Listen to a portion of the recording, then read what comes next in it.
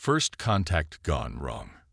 The Vraxian warship emerged from hyperspace like a twisted cathedral of bone and metal, its angular silhouette blocking out the stars over New Eden Colony. Dr. Sarah Chen watched through the observatory's main telescope as smaller vessels peeled away from the mothership, their crystalline hulls refracting sunlight in impossible patterns.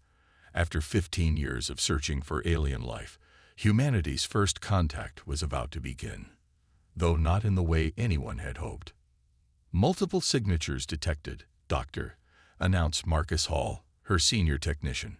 They're deploying something into the upper atmosphere. His hands flew across the holographic interface, pulling up readings that made Sarah's blood run cold. These energy signatures, they're weapons platforms. Sarah grabbed the emergency comm unit. This is Dr. Chen at New Eden Observatory, initiating First Contact Protocol Alpha 7. All civilian vessels are ordered to evacuate immediately. She paused, watching the alien ships continue their silent descent. And someone get me Admiral Drake. The response came 3 minutes later, an eternity in a crisis. Admiral Jessica Drake's hologram materialized in the center of the observatory, her expression grim. Dr. Chen, we're tracking the situation. The Vraxians sent a message. They're claiming ownership of this entire sector based on some ancient star chart. They've given us 6 hours to evacuate or face extinction. Sarah's fingers tightened around her dad. They can't be serious. We've had colonies here for 30 years. There are 15 million people on New Eden alone. They're deadly serious, Drake replied. And they've already demonstrated their capabilities. Perth Colony went dark 12 minutes ago. Total population, 3 million, gone in seconds. The observatory fell silent. Sarah looked at her team's faces, seeing her own horror reflected back. Humanity had barely established itself among the stars, and now this advanced civilization was treating them like insects to be exterminated. What are our options? Sarah asked, her scientific curiosity wrestling with primal fear. Officially, we're completely outmatched. Their technology is centuries ahead of ours. Drake's hologram flickered, a tight smile forming on her face. Unofficially, Project Lazarus is ready for field testing. Sarah's eyes widened. Project Lazarus was classified beyond top secret, a theoretical weapons program combining human ingenuity with the most extreme forms of life Earth had to offer. You want to deploy untested bioweapons against an advanced alien civilization. They think we're primitive, Drake responded. They expect us to either run or die. They don't understand that humanity's greatest advancement came from our planet's attempt to kill us every step of the way. Earth is the deadliest laboratory in known space, and we're its graduate students. The first explosions lit up New Eden's sky, beautiful and terrible. The Vraxian ships had begun their systematic destruction of orbital defense platforms. They were taking their time, confident in their superiority. How long to deploy? Sarah asked, already calculating vectors in her head. 2 hours to load the package. Another 3 to position our stealth platforms. We'll need you to modify the delivery system for their ship configurations. Drake's hologram leaned forward. Can you do it? Sarah looked at the alien warships, their crystalline beauty belying their deadly purpose. She thought of Perth Colony, of 15 million lives hanging in the balance. Yes, she answered, but I'll need access to their shield frequencies. We'll have to let them hit us first. Drake nodded grimly. Already planned for that. I'm sending you coordinates for the backup facility. Get your team there now. The Admiral's image stabilized, her voice taking on an edge of steel. Dr. Chen, what we're about to do, there's no going back. If Project Lazarus works, we're not just defending ourselves. We're about to become the monster under their bed. Sarah began the evacuation sequence for her lab's critical data. They should have thought of that before they came to our home and threatened our people. She looked up at the violent light show in the sky. They want to teach us about superior firepower. Fine. Let's show them what Earth's children can do when backed into a corner. The Vraxian ships continued their deadly dance above, unaware that their demonstration of power was about to become humanity's greatest weapon against them. In 6 hours, they would learn why Earth's seemingly primitive species had survived multiple extinction events. They would learn why humanity's warning signals always came in pairs. We come in peace, but we will not go quietly. And as Sarah's team rushed to their transport, carrying the seeds of the invaders' destruction, she couldn't help but smile at the irony. The Vraxians had evolved in the sterile depths of space, while humanity had clawed its way up from the mud of a world that tried to kill them every day. They were about to learn the hard way which environment produced the better survivors. The real first contact was about to begin. The hidden advantage. Deep beneath the Mariana Trench, in a facility that officially didn't exist, Dr. Sarah Chen stared at the swirling mass of modified extremophiles in the containment tank. The organisms, derived from bacteria found in deep-sea thermal vents, had been engineered to survive in the vacuum of space. But their true purpose was far more insidious. "Status report," Admiral Drake demanded, her voice echoing through the underwater facility's command center. The loss of Perth Colony had been followed by 3 more settlements. 40 million dead in less than 24 hours. Sarah manipulated the holographic display, highlighting the latest test results. The modified D strain is exceeding all expectations. These organisms don't just survive in extreme conditions, they thrive on them. The electromagnetic fields the Vraxians use for their shields. Our little friends treat it like an all-you-can-eat buffet. And the delivery system. Sarah gestured to the far wall, where a series of seemingly ordinary communication satellites hung suspended in a zero-gravity chamber. That's the beautiful part. The Vraxians are so confident in their superiority that they're not even scanning for biological weapons. Their ships are pulling in our disabled satellites to study our primitive technology. Drake smiled for the first time since the invasion began. Trojan horses. Exactly. Sarah brought up a simulation showing the satellites' internal compartments. Once inside their ships, the containment units will rupture. The bacteria will spread through their environmental systems, feeding on their energy fields and multiplying exponentially. Within hours, their ships will start experiencing systematic failures. And they won't be able to stop it. That's the genius of using Earth-based life forms, Sarah explained, pride creeping into her voice. The Vraxians evolved in space. Their immune systems have never encountered anything like this. These bacteria survived in volcanic vents hot enough to melt lead. They adapted to pressure that would crush a nuclear submarine. The Vraxians' sterilization protocols might as well be a warm bath to them. A young lieutenant burst into the command center, his face flushed with excitement. "Admiral, the Vraxians just captured the bait. 3 satellites, taken aboard their command ship exactly as predicted." Drake turned to Sarah. "How long?" 6 hours until the containment units dissolve. Another 2 for the bacteria to reach critical mass. Sarah checked her calculations one final time. By this time tomorrow, their entire fleet will be infected. And the failsafe. Sarah's expression hardened. The bacteria have a built-in kill switch. Once their job is done, a simple broadcast signal will trigger their self-destruction. We're not releasing an uncontrollable weapon into the galaxy. We're performing a controlled burn. Drake nodded approvingly. "You've thought of everything." "I had motivation." Sarah's hand unconsciously touched the pendant around her neck, a gift from her sister who had been on Perth Colony.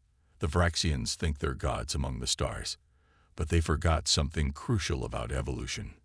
What's that? The most dangerous predators don't always have the biggest teeth. Sometimes it's the invisible ones you need to fear most. Sarah turned to the main screen, watching as more Vraxian ships descended toward Earth's colonies. They came here expecting to find primitive prey species. Instead, they're about to become a cautionary tale. The next 6 hours were a masterclass in human patience. The Vraxians continued their systematic destruction of human outposts, unaware of the microscopic army now loose within their flagship. Sarah's team monitored the situation through quantum-encrypted channels, watching as the first signs of infection appeared. It started small power fluctuations in non-essential systems, unexplained energy readings in their shield generators. The Vraxians' initial response was to increase power to affected areas, inadvertently feeding the very organisms causing the problem. By hour 7, their mighty warships began experiencing cascading system failures. They're sending out distress calls, the communications officer reported, unable to hide his satisfaction. Their life support systems are failing across the entire fleet. They're begging for help. Drake's voice was cold. Send them our response. Sarah typed out the message herself. This is humanity's first and final warning. We are not your prey. We are not primitive. We are the descendants of Earth, a planet that tried to kill us every day for millions of years. We survived. We adapted. We learned to turn nature's deadliest weapons into our shields and swords. Leave now, and you may keep your empire. Stay, and we will show you why Earth's children are the most feared species in any galaxy. The Vraxian response came an hour later, as their mighty fleet retreated in disarray, leaving behind a graveyard of disabled ships whose crews had chosen death over surrender. Humanity had won its first interstellar war not with superior technology, but with the very essence of their homeworld, life forms that had evolved in Earth's most extreme environments. As Sarah watched the Vraxian ships limp away, she thought about the message this victory would send to the galaxy at large. Humanity might be young among the stars, but they carried within them the legacy of a planet that had forged them in fire, pressure, and radiation. They were not to be underestimated. Send word to all colonies, Drake ordered. Project Lazarus was a success, and prepare a broadcast to any other alien civilizations who might be watching. She paused, a predatory smile crossing her face.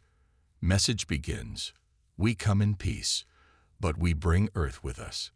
Choose wisely. Operation Pandora. The Galactic Council's emergency session was broadcast across every known frequency. Representatives from 17 spacefaring civilizations gathered to discuss one urgent topic: the humans. Footage of the Vraxian retreat played on endless loops, showing their mighty warships reduced to drifting hulks by an invisible enemy. In her new role as Earth's ambassador, Dr. Sarah Chen stood before the council, her formal diplomatic robes a stark contrast to the laboratory gear she'd worn just weeks ago. The chamber's architecture was designed to intimidate, with towering crystalline spires and hovering platforms that left speakers exposed on all sides. Sarah didn't flinch. You've violated every convention of civilized warfare, the Vraxian representative hissed, his crystalline exoskeleton still showing signs of infection damage. You unleashed biological weapons against our fleet. Interesting, Sarah replied, her voice carrying clearly through the chamber. When you wiped out Perth Colony and its 3 million inhabitants, was that considered civilized warfare? She tapped her datapad, projecting images of the destroyed human settlements. When you gave us 6 hours to abandon our homes or face extinction, was that civilized? The Macronid ambassador, a being of pure energy contained within an ancient mechanical shell, moved forward. The Council recognizes humanity's right to self-defense, but the weapon you deployed, it poses a threat to all spacefaring species. Such biologicals could destroy our entire civilization. Sarah smiled. That's where you're wrong. The organisms we used were specifically engineered to target Vraxian technology. They're as harmless to your systems as a light breeze. We don't build apocalypse weapons, we build surgical tools. The chamber erupted in murmurs. The concept of such precise biological engineering was foreign to species that had evolved in the sterile void of space. Earth's biosphere, with its countless deadly and beneficial organisms, was unique in known space. Furthermore, Sarah continued, every organism we engineer carries multiple failsafes. We can eliminate them with a simple signal. Unlike conventional weapons that leave radiation and debris, our methods leave no lasting contamination. She paused, letting her next words carry weight. We are not conquerors. We are not destroyers. We are survivors who will defend ourselves with the tools our world gave us. The Arcanian representative, an ancient species known for their strategic wisdom, raised their ceremonial staff. The humans speak truth. Our analysis shows their weapon was precisely targeted. They could have unleashed far worse. The being's multifaceted eyes turned to Sarah. Tell us, child of Earth, what other gifts does your deadly cradle world offer? Sarah activated another hologram, this one showing Earth's various biomes. Our planet hosts life forms that survive in volcanic vents, in acid lakes, in radioactive waste, in the darkest depths of our oceans. Some feed on metal, others on radiation. Some can survive the vacuum of space, others can withstand pressures that would crush your strongest ships. She let the images fade, but more importantly, we understand these organisms.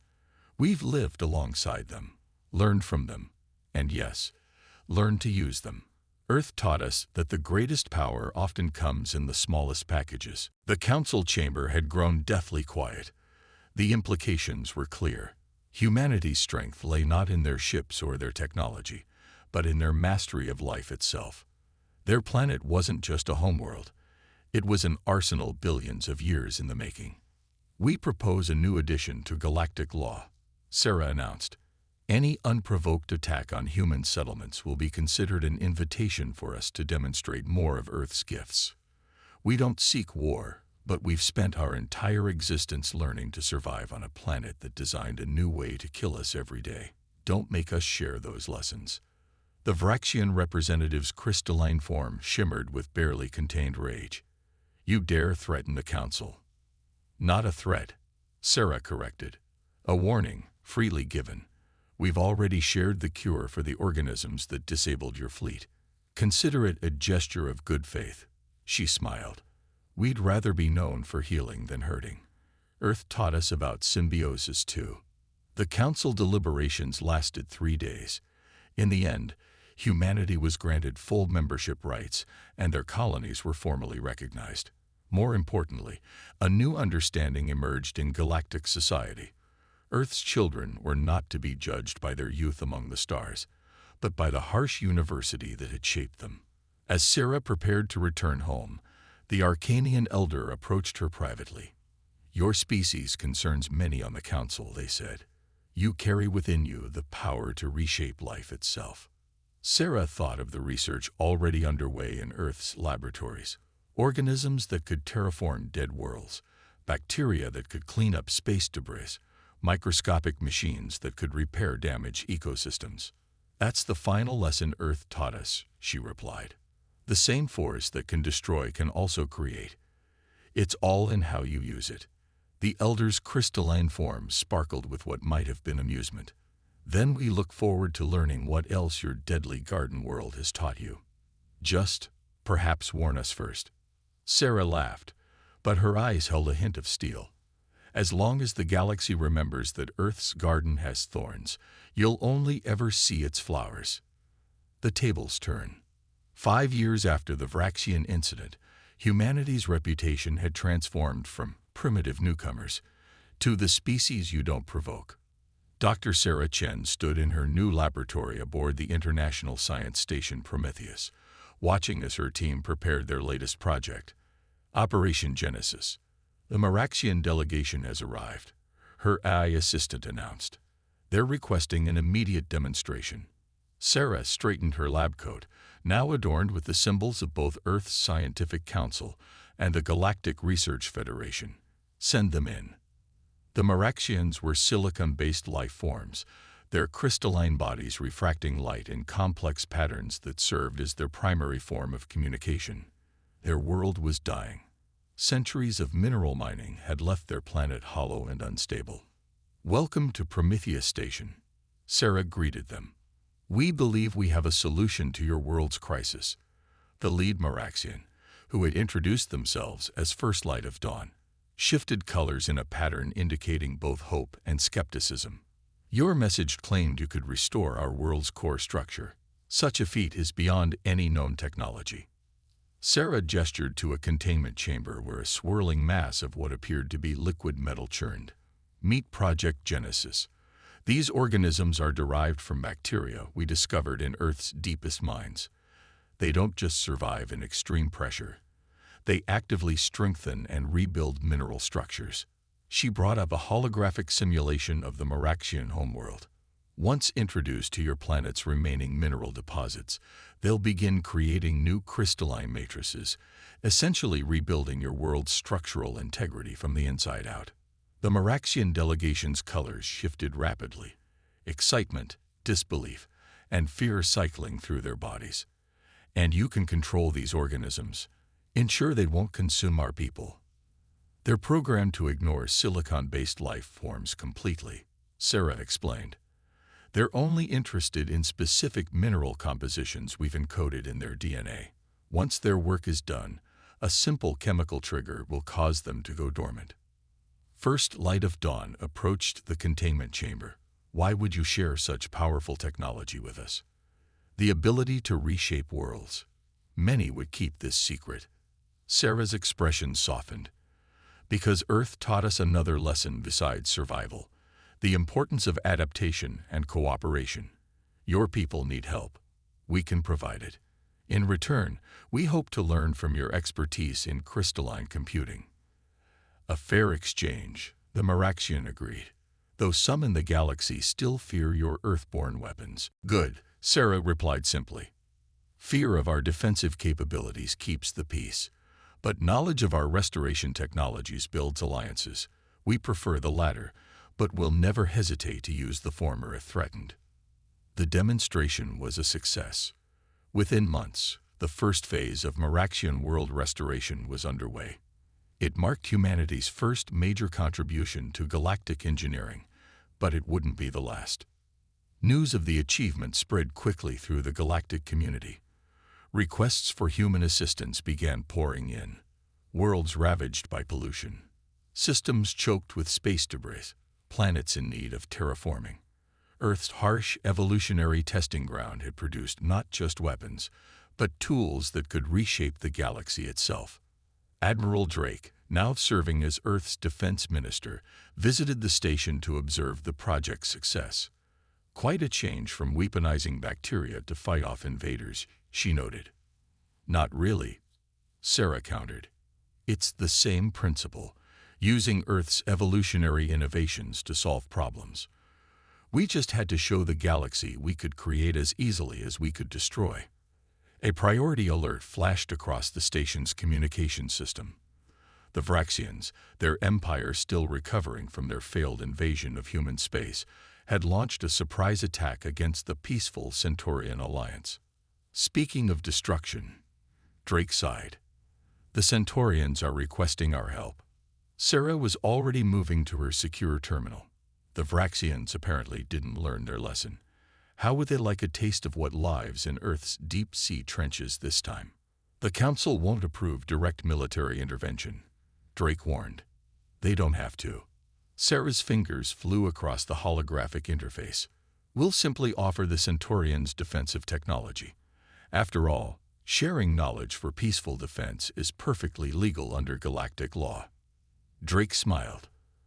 You've gotten quite good at this diplomatic doublespeak. I learned from the best teachers in the galaxy, Earth's politicians. Sarah pulled up the files on her latest project. Besides, the Vraxians should thank us. These organisms will only disable their weapons. Last time, we weren't feeling so merciful. As the orders went out and Earth's latest microscopic defenders were prepared for deployment, Sarah reflected on how far humanity had come. They had entered the galactic stage as apparent primitives, only to reveal themselves as master shapers of life itself. Earth, their beautiful and terrible mother, had given them the tools to be either saviors or destroyers. The choice of which role to play would always depend on how the galaxy chose to treat them. Symphony of Victory. 10 years after humanity's first contact, the Galactic Council chambers looked vastly different. The once intimidating hall now featured a biological architecture that merged the best of all member species' designs. Living crystal formations grew alongside engineered plants that provided both atmosphere processing and natural lighting. It was a testament to humanity's greatest contribution to galactic society, the merger of technology and biology. Dr. Sarah Chen, now serving as the head of the Galactic Scientific Coalition, stood before the assembled representatives. The emergency session had been called to address a threat that made the Vraxian invasion seem minor in comparison. The approaching void swarm, a massive collection of energy-consuming entities that had already devoured 3 star systems. The swarm will reach the Arcturus sector in 30 days, she announced, projecting a simulation of the approaching threat. Conventional weapons have no effect. They simply absorb the energy and grow stronger. The chamber erupted in panicked discussions until the Arcanian elder raised their staff for silence. What does Earth offer in our darkest hour? Sarah smiled. The question itself showed how far they'd come, from feared primitives to the galaxy's problem solvers. We've developed a solution based on one of Earth's most overlooked life forms, the tardigrade. She brought up an image of the microscopic creature. These organisms can survive in the vacuum of space, extreme radiation, near absolute zero temperatures, and even complete dehydration. We've engineered a variant that feeds on the same energy frequencies as the void swarm. You propose to fight an unstoppable cosmic horror with tiny Earth creatures, the Vraxian representative asked, though their tone held more curiosity than skepticism these days. Not fight. Outcompete, Sarah corrected. The modified tardigrades reproduced faster than the swarm and are more efficient at energy absorption. We'll simply starve them out. First Light of Dawn, now the head of the Meraxian Science Division, flashed colors of approval. Elegant, and the containment protocols already established. The tardigrades have been engineered with limited lifespans and can only reproduce in the presence of specific energy signatures. Once the swarm is gone, they'll naturally die off. Sarah pulled up another simulation. We also borrowed a page from your crystal tech, First Light. The organisms can form into vast networks, creating an energy absorption barrier across entire star systems. The Council's approval was unanimous. Within days, Earth's latest defenders were deployed along the swarm's projected path. The galaxy watched in awe as the microscopic warriors formed shimmering barriers between stars, waiting for their ancient prey. When the void swarm arrived, the battle was anticlimactic. The cosmic horrors simply found themselves unable to feed, their usual energy sources intercepted by creatures too small to fight, too numerous to destroy, and too efficient to outcompete. Within weeks, the mighty swarm began to dissipate, its component parts starving in the void. In the aftermath, Sarah stood with Admiral Drake and the Prometheus Station's observation deck, watching the cleanup operation. The tardigrades were being recalled, their mission complete. You know, Drake mused, when we first reached the stars, I thought our greatest achievement would be proving we could fight back against anyone who threatened us. Sarah nodded. Instead, we proved something far more important, that the very things that made Earth seem like a death world to other species were actually gifts. Our planet wasn't trying to kill us, it was preparing us. Preparing us for what? To be caretakers. Sarah gestured to the vista before them. Ships of various species worked together, using human-engineered organisms to clean up the remnants of the swarm. Earth taught us that survival isn't just about being the strongest or the most deadly. It's about adaptation, cooperation, and finding strength in the smallest things. A priority message flashed on their screens. The Centaurian Alliance was requesting assistance with planetary restoration. Another world needed healing. Another problem needed Earth's unique solutions. We still maintain the deadliest biological arsenal in known space, Drake pointed out. Yes, Sarah agreed, already reviewing the Centaurian request. But our greatest weapon turned out to be understanding that life itself, in all its forms, is neither good nor evil. It's a tool like any other. Earth taught us how to use it. Other species taught us when to use it. And together we're building something greater than any single civilization could achieve alone. As she prepared the orders for the latest humanitarian mission, Sarah reflected on humanity's journey. They had entered the galactic stage feared for their weapons, but would be remembered for their healing. Earth's children had become the galaxy's gardeners, wielding life itself as their instrument of change. The stars stretched out before them, each one holding new challenges, new problems to solve. But now, instead of facing them alone, humanity stood as part of a greater whole, respected not for their capacity for destruction, but for their mastery of life itself. Earth's final lesson had been its greatest. In a universe full of death, life always finds a way to flourish. Humanity had simply learned to help it along.